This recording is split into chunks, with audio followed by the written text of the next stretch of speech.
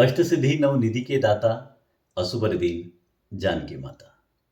हनुमान चालीसा के अंतर्गत ये चौपाई इस बात का संकेत करती है कि जो हनुमान जी हैं, बजरंगबली हैं, उन्हें अष्ट सिद्धियों का और नौ निधियों का ज्ञान था। आज एक नाम सोशल मीडिया पे, टेलीविजन पर हर तरफ वायरल हो रहा है, बागेश्वर धाम। बागेश्वर धाम बालाजी और वहाँ के पीठाधीश्वर परम पूजनीय श्री धीरेन्द्र कृष्ण शास्त्री जी महाराज टेलीविजन के माध्यम से कुछ विधर्मी अलग अलग प्रकार की आलाप कर रहे हैं, विलाप कर रहे हैं, विरोधी सनातन संस्कृति पर बार बार उंगली उठा रहे हैं। कुछ राजनेता हमारे धार्मिक ग्रंथों पर उंगली उठा रहे हैं। रामचरितमानस पर भी लगातार विवाद चल रहा है। कुछ लोग कह रहे हैं कि जो बागेश्वर धाम वाले बाबा जी हैं, उनके पास माइंड रीडिंग की क्षमता है, वो मेंटलिज्म करते हैं, अलग अलग प्रकार से कि चमत्कार कर रहे हैं, जादू टोना कर रहे हैं, टोटका कर रहे हैं। और एक विधर्मी हैं वामपंथी विचारधारा के श्याम मानव, उन्होंने तो चैलेंज तक दे दिया। इन लोगों को बाकी किसी धर्म पर उंगली नहीं उठती इनसे। इनको अगर कहीं पर खोट दिखता है तो सनातन संस्कृति पर, और दिखे भी क्यों ना, दिखे भी क्यों ना, क्योंकि यही वो संस्कृति है, यही वो समृद्ध संस्कृति है जिसका आज तक विधर्मी कुछ कर ही नहीं पाए। बार बार प्रयास किया, ये आज से नहीं हो रहा है, ये त्रेता युग द्वापर युग से निरंतर ये चीजें चलती आ रही हैं। सबसे पहले तो मैं आपको बताता हूं आज की ये सिद्धियां क्या है जो धीरेन्द्र कृष्ण जी के पास हैं। आखिर वो सिद्धियां हैं क्या? आखिर ऐसी कौन सी सिद्धि है जिससे वो लोगों के मन की बात जानते हैं?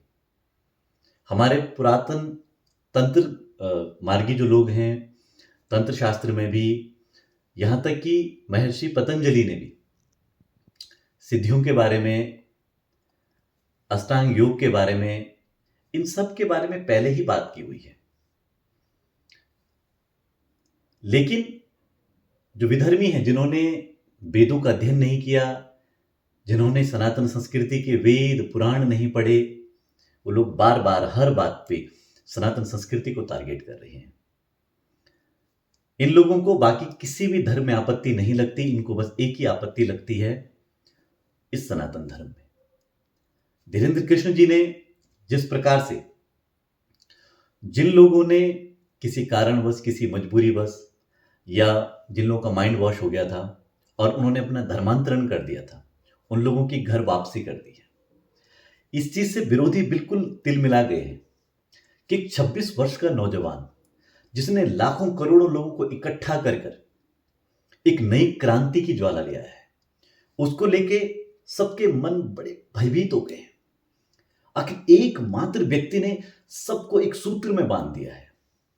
आपसी मनमुटाव हो सकते हैं, जहां पर विद्वता के आधार पर, ज्ञान के आधार पर लोग आपसी मतभेद कर सकते हैं, लेकिन जहां पर राष्ट्र की बात आए, सनातन संस्कृति की बात आए, वहां पर जितने भी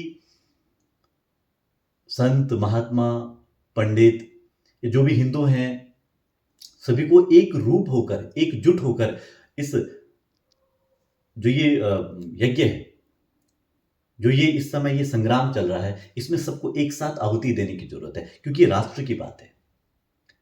अष्ट सिद्धियों के लिए हमारे शास्त्रों में आता है कि अणिमा महिमा चैव, अणिमा महिमा चैव लघिमा गरिमा तथा प्राप्ति प्राकम्य मीशित्वम वशित्वम चाष्ट सिद्ध सिद्धय। ये 8 प्रकार की सिद्धियां हैं।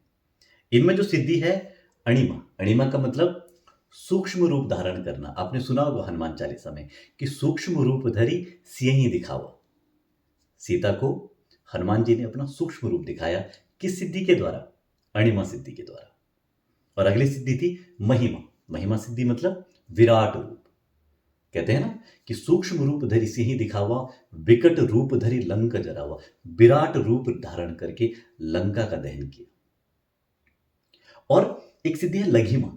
लघिमा एक ऐसी सिद्धि है कि जिसमें आप अपने शरीर का भार बढ़ा सकते हैं, जिसका प्रयोग करके हनुमान जी ने भीम के अहंकार को तोड़ा था।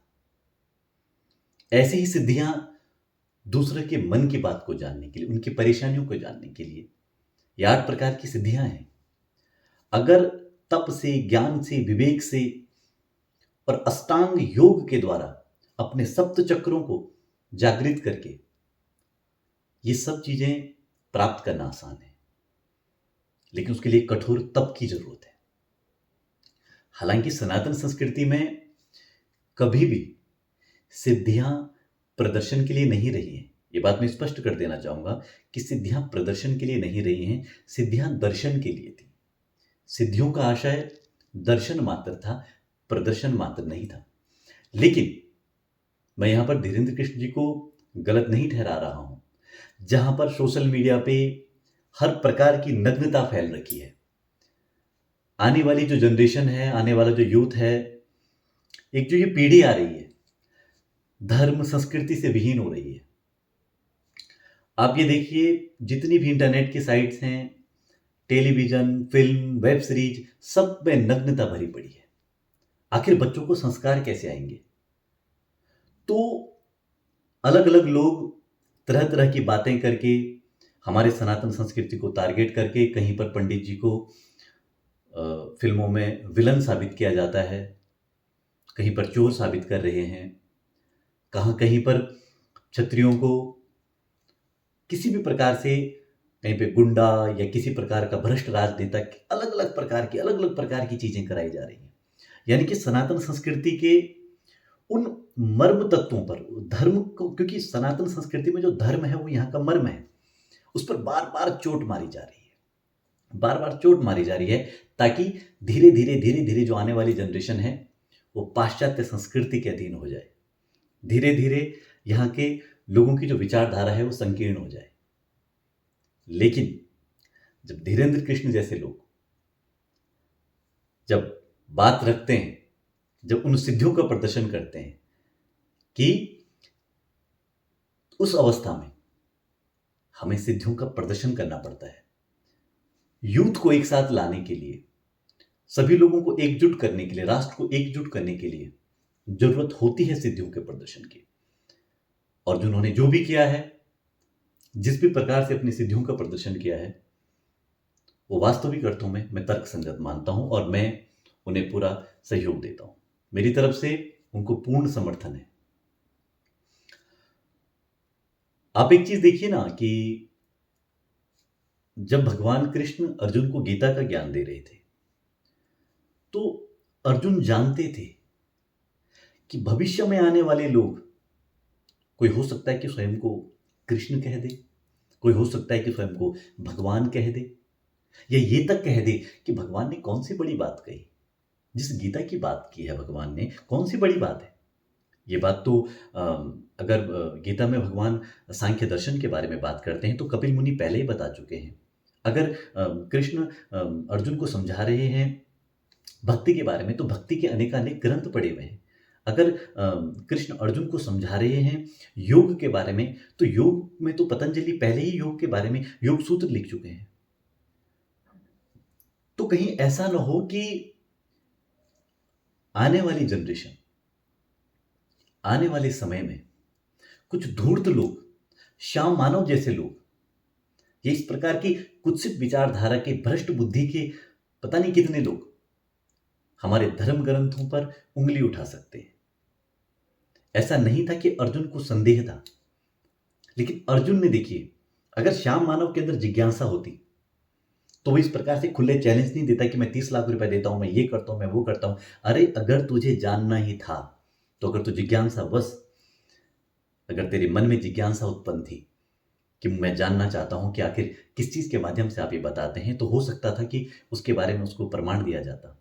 लेकिन इस प्रकार से टेलीविजन पर आकर बिल्कुल एक जगह पे छुप के और इस प्रकार की घिनौनी मानसिकता का जो ये प्रदर्शन कर रहे हैं, ये किस बात को संकेत कर रहा है? ये इस बात को संकेत कर रहा है कि वामपंथी विचारधारा कहीं ना कहीं सनातन संस्कृति को चोट मारने के लिए हरदम प्रयासरत है। तो अर्जुन ने भगवान से क्या कहा था? देखिए, जिज्ञासा कैसी होती है। वो जानते थे कि कहीं ये ना हो कि आने वाले समय में कहें तो कृष्ण ने कोई बड़ी बात नहीं की, ये तो दर्शन शास्त्रों में पहले ही से लिखी हुई है, ये तो सैद्धांतिक और दार्शनिक बातें हैं, लेकिन आप देखिए भगवान कृष्ण ने एक बहुत प्यारी सी बात कही। भगवान कृष्ण को अर्जुन कहते हैं कि मन्यसे यदि तच्छक्यम मया द्रष्टुमिति प्रभो योगेश्वरो ततो मे त्वं दर्शयात्मानम् अव्ययम्। ये श्लोक है गीता के अध्याय 11 के श्लोक संख्या 4 में, जहाँ पे अर्जुन कह रहे हैं कि भगवान, हे कृष्ण, यदि आपको लग रहा है ना कि मेरे अंदर थोड़ी योग्यता है, मेरे अंदर कुछ क्षमता है कि मैं आपके विराट स्वरूप का दर्शन कर सकूं, तो कृपया करके मुझे अपना वो स्वरूप दिखाइए। मैं आपका स्वरूप देखना चाहता हूं, मैं आपका वास्तविक स्वरूप देखना चाहता हूं। तो अब देखिए भगवान क्या कह रहे हैं। अध्याय 11 के श्लोक संख्या 8 में, श्लोक संख्या 8 में भगवान अर्जुन को कह रहे हैं कि न तो माम शक्य से द्रष्टु मने नैव स्वचक्षुषा दिव्यम ददामि ते चक्षु पश्य मे योगमेश्वर। हे अर्जुन, तू अपने सामान्य नेत्रों से मेरा दर्शन नहीं कर सकता। यानी कि अब एक चीज समझ लिए, ये बात उन लोगों के लिए भी है, उन विधर्मियों के लिए भी है जो आज रामचरितमानस पर उंगली उठा रहे हैं, हमारे धर्म शास्त्रों पर उंगली उठा रहे हैं। जो यहाँ पर कृष्ण क्या कह रहे हैं कि जो शास्त्र की भाषा है, समझिए, इसको बहुत बारीकी से समझना है कि जो शास्त्र की भाषा है, जो शास्त्रों में लिखा गया है, उसको अगर आप लौकिक दृष्टि से देखना चाहेंगे तो उसका अर्थ कभी नहीं समझ पाएंगे। जैसे एक विवाद हो रहा है कि ढोल गंवार शूद्र पशु नारी, और तुलसीदास जी ने तो स्त्रियों के लिए, शूद्रों के लिए, इसमें दलितों के लिए बहुत अभद्रता युक्त बातें कही हुई हैं।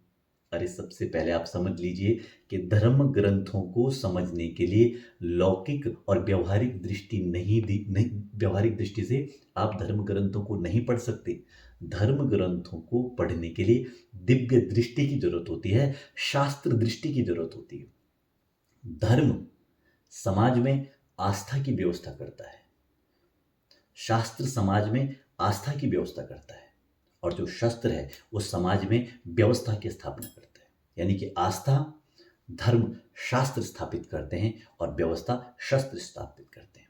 हमारे जितने भी भगवान हैं, कृष्ण, माँ भगवती, दुर्गा या शिव, हर किसी के पास आयुध हैं, शस्त्र हैं। ये क्या, किस बात को इंडिकेट करते हैं कि जहां पर उनके अंदर बौद्धिक क्षमता है, यानी कि जहां पर शास्त्र का ज्ञान है, वहीं पर शस्त्र का भी ज्ञान है।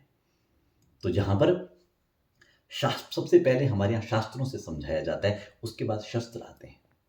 यानी कि शास्त्र धर्म की स्थापना करेंगे और शस्त्र व्यवस्था की स्थापना करेंगे।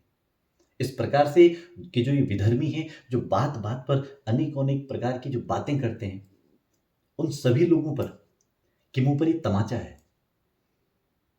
और आज धीरेन्द्र कृष्ण शास्त्री जी ने जिस प्रकार से हनुमान जी की सिद्धियों के बलबूते पूरे विश्व भर में अपना डंका बजा दिया है, लाखों लोगों की भीड़ में किसी को भी उठा के देख लेते, क्योंकि उन्हें अपने इष्ट पर पूर्ण विश्वास है। भगवान ने यही कहा था, गीता में भी यही कहा था कि यदि आप सभी लोगों को त्याग कर, सारे धर्मों को त्याग कर, सारे अपने परसेप्शन को छोड़कर, आपके मन में क्या खिचड़ी पकी हुई है, क्या आपके माइंड में क्या चीज आपने क्या ज्ञान इकट्ठा कर रखा है, आपको क्या पता है, आप सब कुछ छोड़ दो। सर्वधर्माणि परित्यज्य मामेकं शरणं व्रज। सारी चीजों को छोड़ और बस एकमात्र मेरी शरण में आ जा।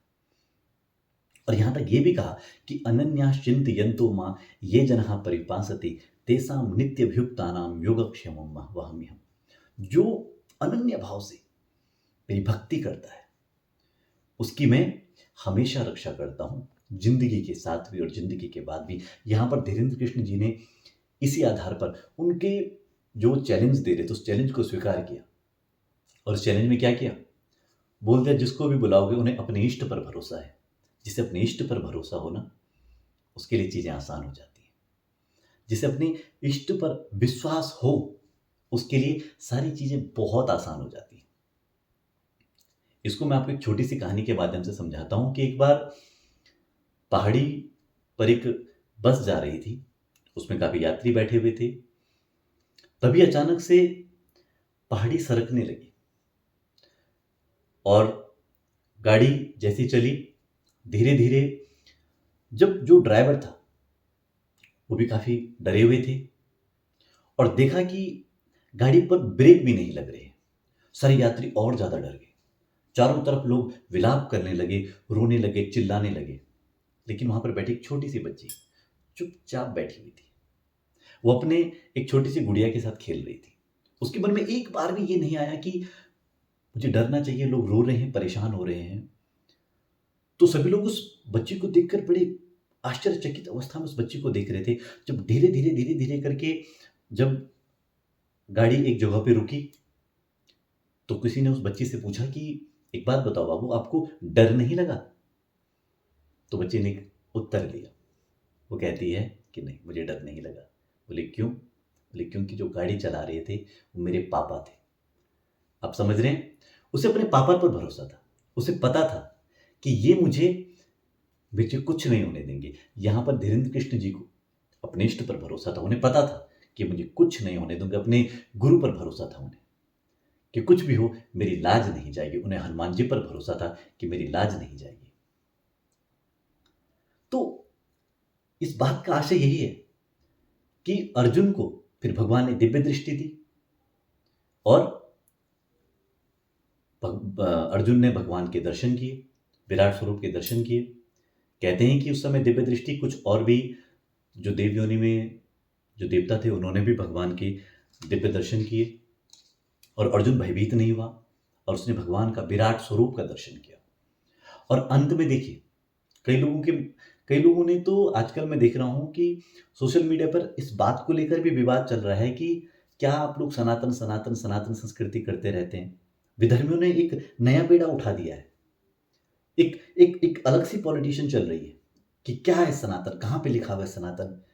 गीता के अध्याय 11 के गीता में अध्याय 11 के श्लोक संख्या 18 में साफ साफ वर्णित है कि जब भगवान कृष्ण का विराट रूप अर्जुन ने देखा तो अर्जुन क्या कह रहे हैं, बहुत ध्यान से समझिए। कह रहे हैं कि त्वमक्षरम परमं वेदितव्यम त्वमस्य विश्वस्य परम निधानम त्वमव्यय शाश्वत धर्म गोप्ता सनातनस्त्वम पुरुषो मतो में।